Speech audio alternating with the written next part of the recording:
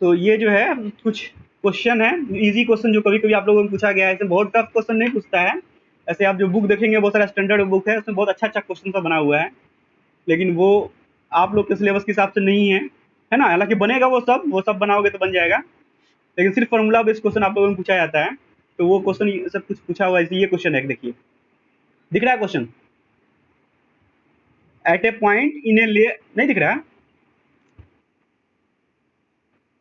अच्छा हम पढ़ रहे हैं ना, जो दिक्कत होगा पूछना। At a point in a layer of fluid, है ना, किसी भी फ्लूइड के कोई लेयर के बीच में किसी पॉइंट पे the shear stress is 6 newton per metre square. ये तो दिख रहा होगा, इतना जो है शियर स्ट्रेस है, ये टॉ है। And the velocity gradient is, velocity gradient मतलब d u by d y, वो जो है वो 0.20 मीटर पर सेकेंड पर मीटर है। देखिए इसका यूनिट भी लिखे हुआ है तो आपको समझ में आ जाएगा किस चीज के बारे में लिखे हुआ है। मीटर पर सेकेंड पर मीटर, मतलब ये d u by d y है ना। Metre per second d u, ये मीटर डी वाई।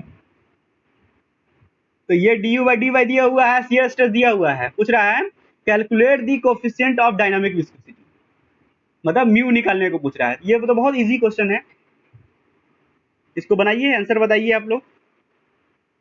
इसमें तो गिवन दिया हुआ है, गिवन क्या है कि शियर स्ट्रेस टॉ जो है वो दिया हुआ है 6 न्यूटन पर मीटर स्क्वायर, और d u by d y भी दिया हुआ है, d u by d y भी दिया हुआ है 0.20 मीटर पर सेकेंड पर मीटर। तो म्यू निकालना है, म्यू निकालना है तो वो क्या हो जाएगा, tau by d u by d y. एकदम सिंपल क्वेश्चन है, ये पूछा हुआ है, ये 2012 में पूछा हुआ है। बताइए कितना होगा। 6/2 हो जाएगा, तो ये हो जाएगा 30। और ये यूनिट बताइए, न्यूटन सेकेंड पर मीटर स्क्वायर, है ना। ये हो जाएगा ना, इजी था। तो इस टाइप का क्वेश्चन से पूछता है। फिर डायनामिक विस्कोसिटी से एक बार पूछे हुआ है इस टाइप का क्वेश्चन। फाइंड, ये समझ में आ गया ना, कोई दिक्कत नहीं है ना किसी को? हाँ ठीक है। अब जो है ये काइनेमेटिक विस्कोसिटी से पूछा हुआ क्वेश्चन।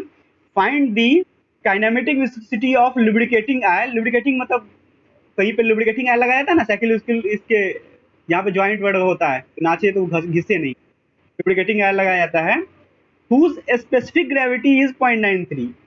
स्पेसिफिक ग्रेविटी दिया हुआ है, एस दिया हुआ है 0.93। और जो है एंड विस्कोसिटी इज, विस्कोसिटी मतलब coefficient of dynamic viscosity mu is 0.1 Newton second पर मीटर स्क्वायर, ये दिया हुआ है। तो पूछ रहा है काइनेमेटिक विस्कोसिटी क्या होगा। तो एकदम सिंपल है, काइनेमेटिक विस्कोसिटी का तो फॉर्मूला ही होता है म्यू बाई रो। गिवन क्या क्या है, गिवन है ये स्पेसिफिक ग्रेविटी एस दिया हुआ है 0.93, और विस्कोसिटी म्यू, म्यू दिया हुआ है क्या, म्यू जो है वो 0.1 न्यूटन सेकेंड पर मीटर स्क्वायर दिया हुआ है ना। तो काइनेमेटिक विस्कोसिटी का फॉर्मूला क्या होता है, nu equal to mu by, mu by rho, mu by rho. लेकिन रो नहीं दिया हुआ है, एस दिया हुआ है। तो हम लोग को रो तो पता ही है ना एस के टर्म में। हाँ, एस इंटू 1000 कर देंगे तो ये हो जाएगा म्यू बाई एस इंटू 1000। अब हम लोग अपने टर्म में आ गया। म्यू गिवन ही है 0.1, एस गिवन ही है 0.93, और ये जो है 1000। कितना आएगा बताइए।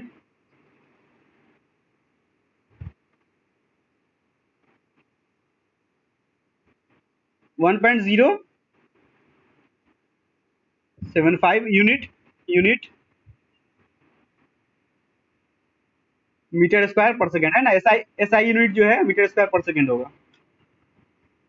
10 टू पावर कितना है, पावर 4-5। ठीक है, ठीक है, वो तो वो सब तो कैलकुलेशन का चीज है। हाँ ठीक है। तो इस टाइप का क्वेश्चन सब जो है पूछा जाता है, और ये तो फॉर्मूला बेस्ड इसमें क्वेश्चन बनता ही है। थोड़ा बहुत कुछ कुछ टफ क्वेश्चन भी होगा जो आपके बुक में होगा, तो वो आप लोग बनाइए अगर इंटरेस्ट है तो, है ना। कोई दिक्कत हो तो फिर पूछिएगा,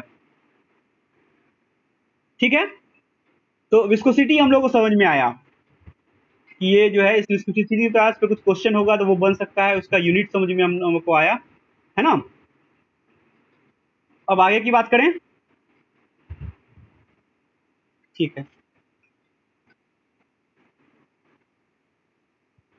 एक टर्म आता है बल्क मॉडुलस। सुने हैं आप लोग बल्क मॉडुलस क्या होता है?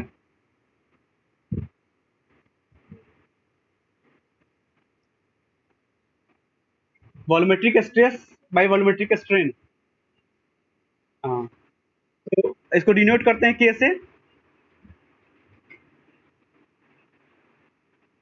से डिनोट करते हैं ना।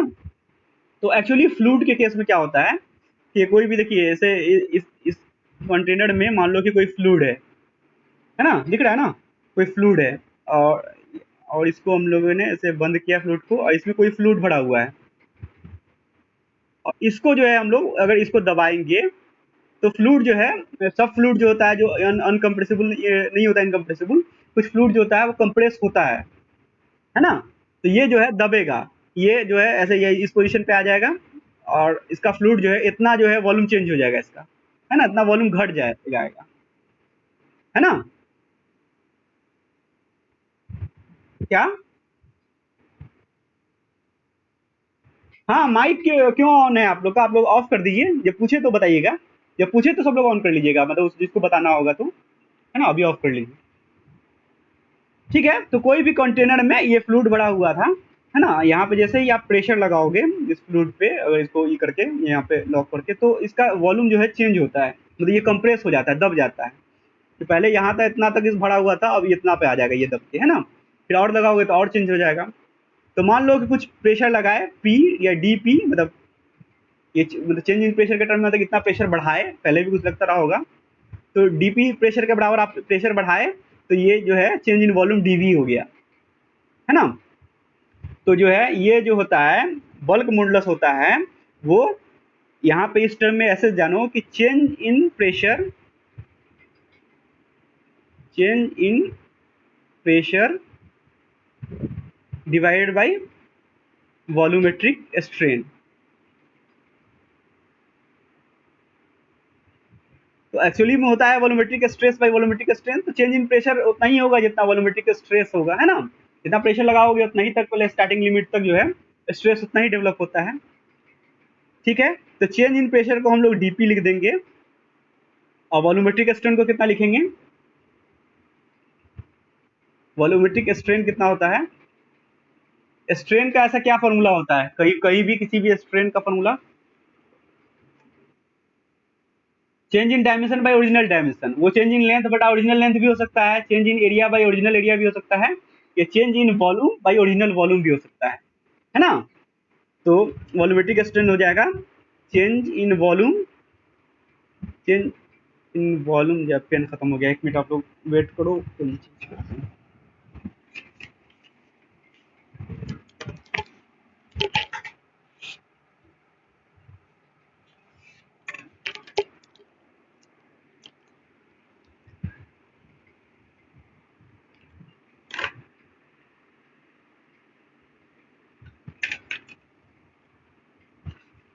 ठीक है, change in volume by original volume, है ना, बटा ओरिजिनल वॉल्यूम, ये होता है।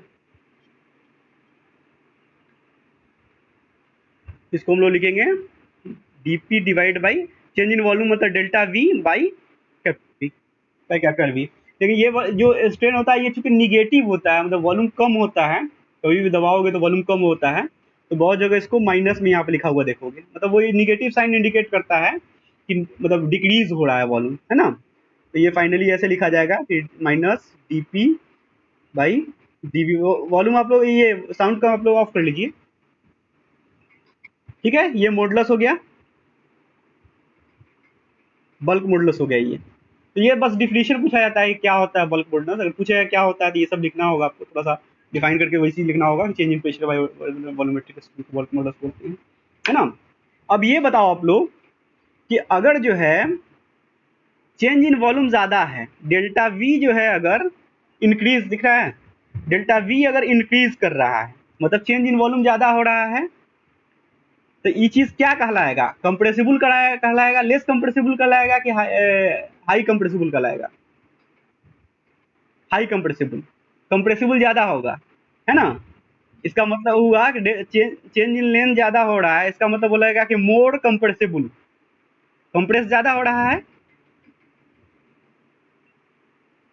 तो एक बात यहाँ पे ध्यान दो कि अगर डेल्टा वी ज्यादा हो रहा है तो ये वाला टर्म बढ़ेगा कि घटेगा? ये वाला टर्म बढ़ेगा। और के वाला टर्म क्या होगा? घटेगा, है ना? तो हाँ, तो बल्क मॉडुलस उस चीज का क्या होगा? कम होगा। कोई चीज ज्यादा अगर कंप्रेस हो जा रहा है तो मॉडुलस ऐसे भी कम ही होता है। कोई भी टूटने वाला चीज से कोई चीज को दबाव दब गया कोई चीज, तो बोलेंगे मॉडुलस कम है उसका, है ना? यही ना बोलते हैं जी। तो इम्प्लाइज कि बल्क मॉडुलस जो है वो बहुत लो है। इसके अपोजिट में अगर बात की जाए कि अगर डेल्टा वी जो है बहुत कम है, इम्प्लाइज क्या है? लेस कंप्रेसिबल है। मतलब ये सब चीज समझने वाला चीज है, लेकिन इसको जो है डिनो मतलब ये मतलब नोटेशन में जानना चाहिए कि कैसे क्या क्या मतलब होता है एक एक टर्म का। तो ये लेस कंप्रेसिबल है और इसका मतलब क्या है? बल्क मॉडुलस क्या है इसका? ज्यादा है। कम दबेगा तो लेस कंप्रेसिबल है, और फॉर्मूला में दिख रहा है कि अगर डेल्टा वी कम है तो नीचे वाला टर्म कम होगा। किसी भी चीज का डिनोमिनेटर अगर कम है तो फाइनली वो जो टर्म है वो बहुत ज्यादा होगा, है ना? तो के बहुत ज्यादा होगा, बल्क मॉडुलस बहुत ज्यादा होगा मॉडुलस, है ना? तो बल्क मॉडुलस ज्यादा है तो कंप्रेसिबल कम होगा, और बल्क मॉडुलस कम है तो कंप्रेसिबल ज्यादा होगा। ठीक है, ये चीज समझ में आ गया? तो एक और टर्म है नया जो हम लोग को पढ़ना है, उसका नाम है कंप्रेसिबिलिटी। कंप्रेसिबिलिटी, ठीक है? तो कंप्रेसिबिलिटी जो है वो कुछ नहीं होता है, वो होता है कंप्रेसिबिलिटी इक्वल टू होता है 1/इनवर्स ऑफ के होता है, जो कि हम लोग अभी यहाँ पे ये चीज यही समझ रहे थे। कंप्रेसिबिलिटी क्या है? वो इनवर्स ऑफ के है। अगर के बहुत ज्यादा है तो कम, वो जो है कंप्रेसिबल कम होगा, कंप्रेसिबिलिटी कम होगा, कम कंप्रेस हो रहा है। कंप्रेसिबिलिटी मतलब कंप्रेस होने की उसकी जो ये पट्टी है उसको, हाँ, उसको कंप्रेसिबिलिटी बोलते हैं। तो अगर कोई चीज का बल्क मॉडुलस ज्यादा है तो कंप्रेसिबिलिटी कम होगा, बल्क मॉडुलस कम है तो इसलिए इसको इनवर्स किया जाता है। कोई पूछे कंप्रेसिबिलिटी क्या है तो बोलिएगा कि इनवर्स ऑफ बल्क मॉडुलस है ना? Compressibility equal to 1/k। ये याद रखिएगा, ये डिफिनेशन भी पूछा जाता है, एक्सप्लेन करने को भी बोल सकता है, इसको थोड़ा पैराग्राफ लिख दीजिएगा समझा के। ये सब बात जो बताया गया है उस तरह से आप लिख सकते हैं। ठीक है, तो बल्क मॉडुलस समझे हम लोग और कंप्रेसिबिलिटी समझे हम। इसको डिनोट कोई खास नोटेशन तो नहीं है इसका, है ना? कोई मतलब बहुत यूज होने वाला टर्म नहीं है, बस ये घटना है ना? इसको इनवर्स ऑफ के से ही भी डिनोट कर सकते हो, कहीं भी लिखना हो तो मान लो। ठीक है, बहुत सारे चीज बहुत फेमस होता है ना, उसका एक खास नोटेशन बना दिया जाता है, उसका नहीं है इस तरह से। ये प्रॉपर्टी दोनों समझ में आ गया, बल्क मॉडुलस और कंप्रेसिबिलिटी, है ना? अब आइए कुछ नया चीज जानते हैं। सरफेस टेंशन, ये नया तो नहीं होगा, जिन लोगों ने भी इंटर किया हुआ है उनके लिए ये टर्म नया नहीं होगा। सरफेस टेंशन सुने होंगे।